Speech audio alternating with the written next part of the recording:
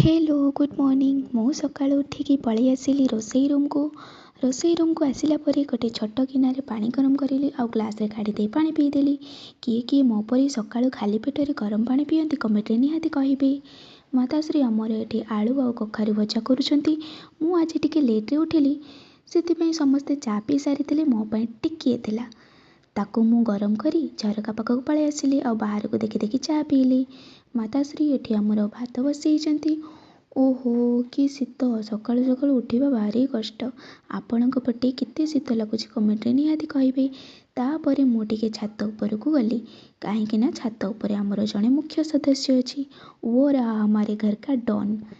से जोठी छिड़ा हेछि केते थर पड़िछि तळकू ता हिसाब नहीं हेले भी तार टिके भी डर नहीं से सेई ऊपर छिड़ा हब।